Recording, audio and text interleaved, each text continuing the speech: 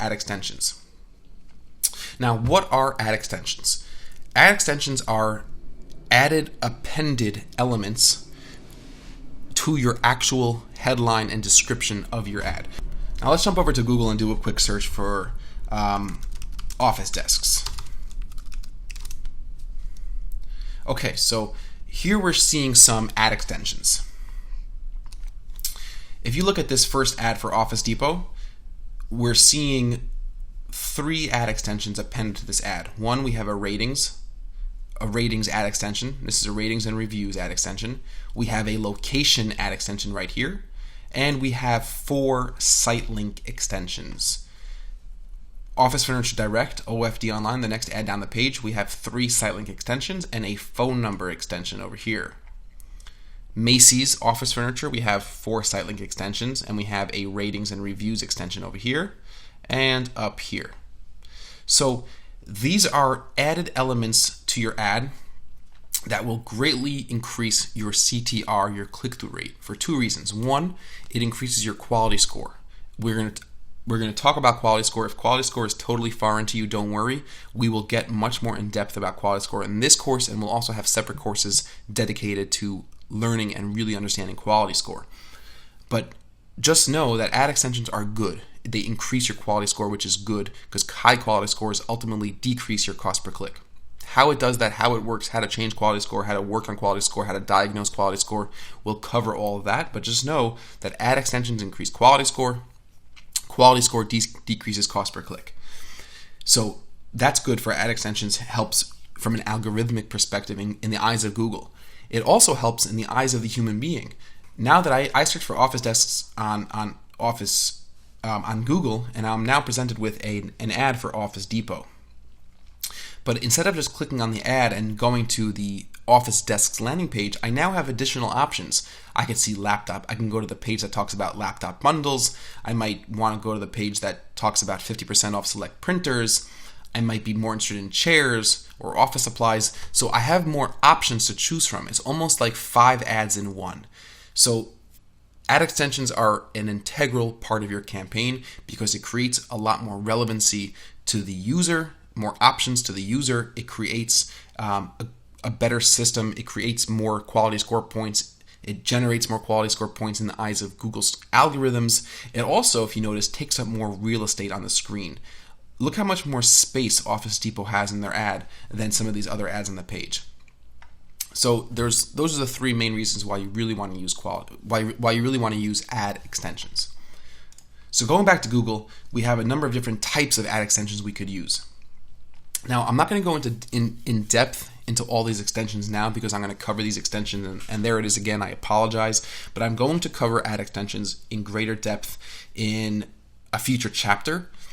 But just know that you could add ad extensions from here.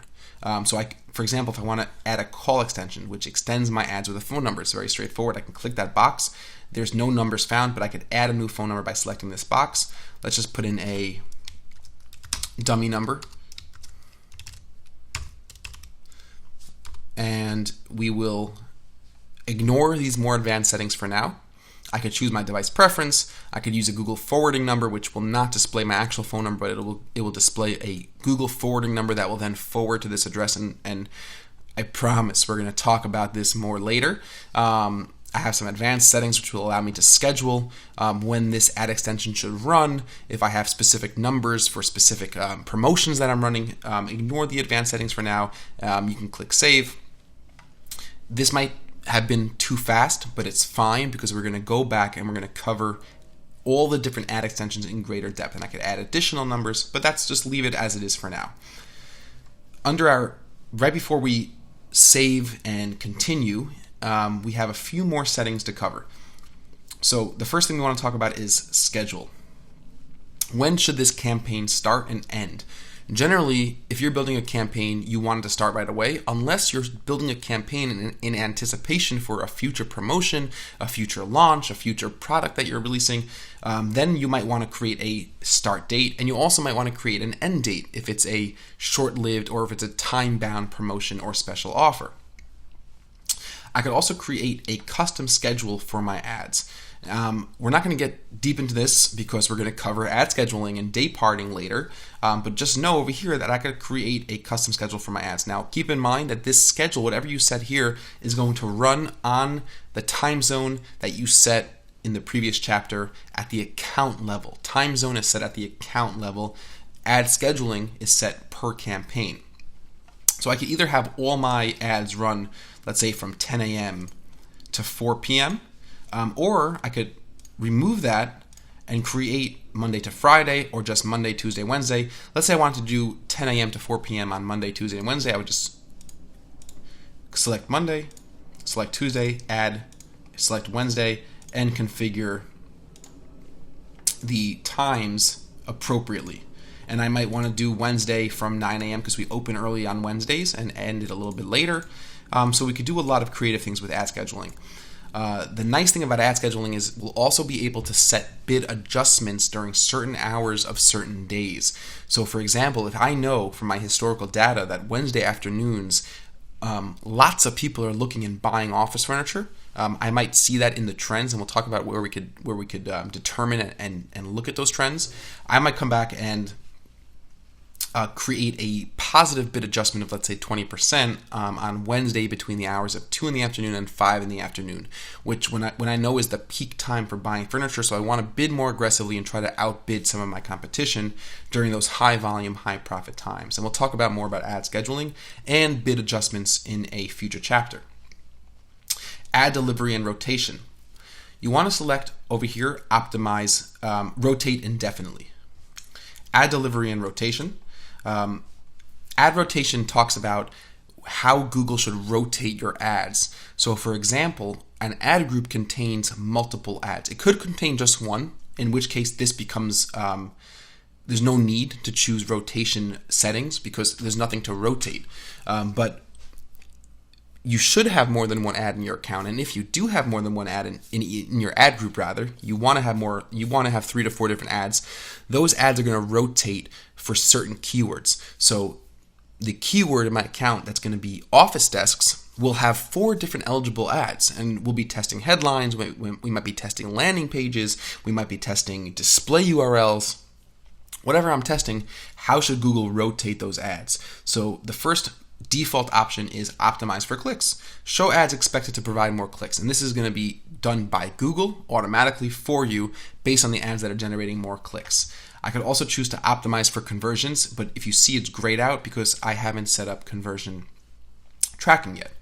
I could also check rotate evenly, show my ads evenly for at least 90 days, and then after 90 days optimize, or rotate indefinitely, show lower performing ads more evenly with higher performing ads, and do not optimize, which means don't take over my campaigns for me, Google. Please let me do it myself. And I always recommend selecting rotate indefinitely because you're going to want to run your own A/B split tests. You don't want Google determining which ads are better. Your tests that you run yourself and your analysis of those results should be what indicates which are the best ads and what's performing best for your specific business and which ads are aligning more appropriately with your marketing objectives. So rotate indefinitely will allow all the ads in your ad groups to get equal impression share and to get equal stage time. Dynamic search ads are ads that will be automatically created based on the content of your website. It's so terrible, don't even touch it. And campaign URL options advanced. We'll talk about custom parameters in a different course. This will allow you to pass additional information into the analytics program you're tracking if you're tracking different types of values, different types of campaigns. But 9 out of 10 of us will not need to use it because we're going to use what's called Google AdWords auto tagging, and we'll talk about auto tagging again in a future chapter. So we've really done a good job at configuring all our campaign level settings here in our opening dialog. Once again, keep in mind, everything here can be changed. The main thing you want to get a grip on is structurally, what are you attempting to do with this campaign? Which products are we going to advertise? How are we going to structure the campaigns? All of that could be changed later, but at this point, you want to start really building a sense of what's the purpose of this campaign. So I knew the whole time, and we knew that the purpose of this campaign was to advertise for office furniture. If we remember, this was this first high-level category of the navigation. I knew in my mind I want to have a campaign for furniture and I want to have individual ad groups for these subcategories.